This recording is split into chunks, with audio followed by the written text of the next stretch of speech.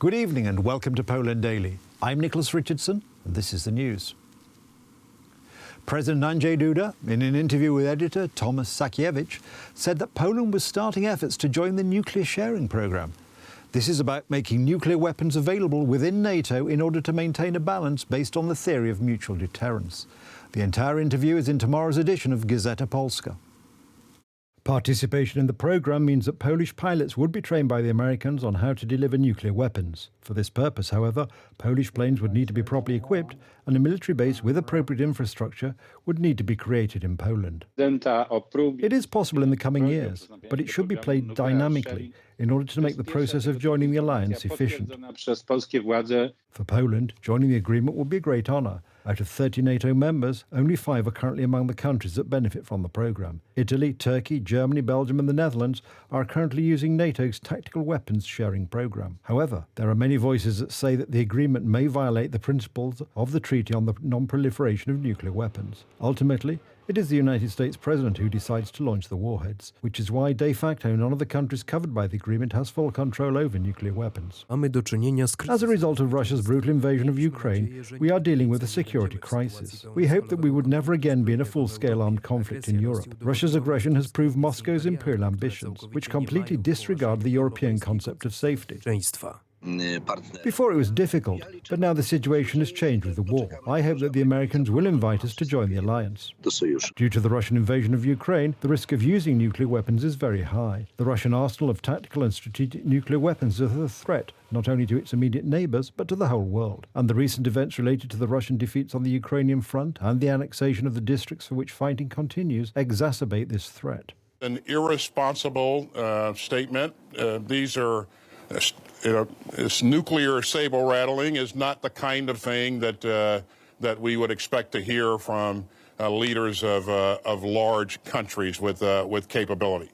And so, what we can expect to see, we can expect that the Ukrainians will continue. However, potential talks between Poland and the United States regarding Poland's accession to the nuclear sharing world would have to be preceded by a detailed analysis. A step as radical as moving the United States nuclear weapons eastward would surely trigger a reaction from the Kremlin. General Breedlove, if Poland applied for membership in NATO nuclear sharing, I would personally support it. However, it is up to all NATO members to make a decision, and experience has taught me that even as an active Commander-in-Chief of NATO's combined armed forces in Europe, I cannot speak for everyone. Poland has been taking steps to join the programme since 2015. The topic now returns as the threat increases. Since the beginning of the war in Ukraine, as a transit country for international aid, both military and humanitarian, Poland has become a potential target. Moreover, the Polish wish to be included in the agreement coincides with Germany's plans to withdraw from the programme. The closest nuclear weapons depot under the nuclear sharing programme is in Germany, so moving this border eastward would also shift the security umbrella and raise the security level in the region. Poland currently spends 60 billion zlotys on defence, that is almost 2.5% of gross domestic product. In this respect, Poland ranks third amongst all members of the alliance. Additional strengthening of NATO's eastern flank by joining Poland to the nuclear sharing would also ensure greater security throughout Europe. Day 223 of the Russian invasion of Ukraine. Film of the Ukrainian military hanging flags over villages on the Kherson front circulates on Ukrainian social networks. There is news of yet more villages liberated in the Kherson region. Meanwhile, President Alexander Lukashenko confirmed that Belarus is taking part in the war in Ukraine. The Ukrainian army is not slowing down. The offensive along the Dnieper River in the south of the country, which led to the breakthrough at the front and the liberation of a dozen localities, ended successfully. Fierce fighting continues in many areas of the front, but the prospect of these hostilities is obvious. More and more occupiers are trying to flee. The enemy's army is suffering more and more losses, and the belief is growing that Russia has made a mistake by starting a war with Ukraine. Positive news is also coming from the east. Since Sunday, Ukrainian soldiers have been controlling the city of Liman, which is strategic from the Russians' point of view. We acquired these vehicles in Liman. It is a Russian transporter. It will serve in our army from now on.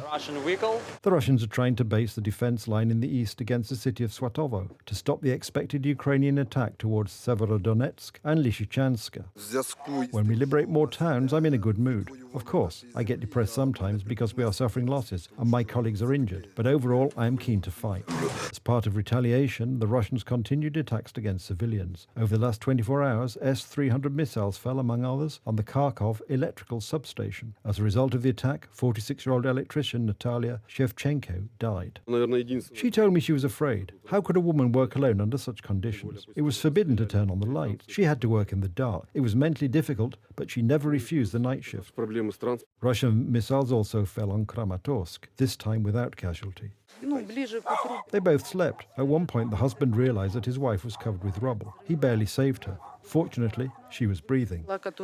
In the face of increasing military failures, the Kremlin is trying at all costs to distort reality. Yesterday, the State Duma approved the annexation of 4 Ukrainian oblasts. The goals of the military special operation will undoubtedly be achieved. The president made a decision, and we witnessed it, to sign the documents under which the Luhansk People's Republic, the Donetsk People's Republic, and the Zaporizhia and Kherson oblasts were joined. Now the decision is in your hands.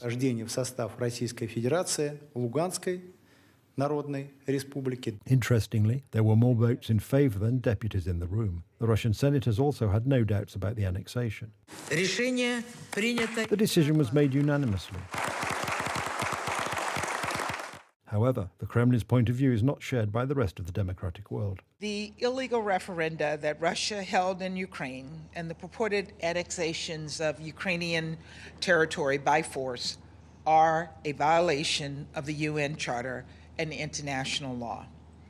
They changed nothing about the status and borders of Ukraine. Elon Musk tweeted his proposal to conclude peace. Tesla's owner suggested that Crimea should remain Russian and that re-elections be held in the annexed regions under United Nations supervision. His initiative was coldly received by Ukrainian society. I want peace. We want peace, but we will not achieve lasting peace in the region without justice. Russians have enjoyed impunity for decades, making them think they can do whatever they want. We must bring Putin and the other war criminals to justice. It's how to achieve. Vladimir Putin is responsible for the immense suffering of Ukrainian civilians, those who died as a result of barbaric rocket attacks, as well as those murdered in mass graves. He is responsible for each subsequent soldier killed on the battlefield, including the defeat of his own army.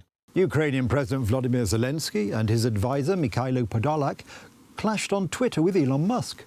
The American billionaire proposed a new referendum under United Nations supervision on Ukrainian territories, leaving Crimea to Russia and a neutral status for Ukraine.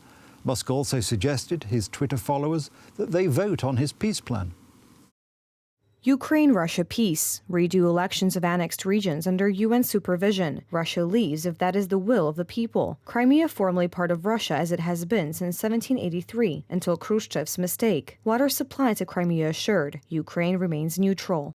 A poll with yes or no answers appeared under this post. By 5 a.m., more than 2 million people had voted. The majority of voters, over 59%, disagreed with the proposals. This is how Ukraine's ambassador to Germany, Andrzej Melnik, reacted to Musk's poll.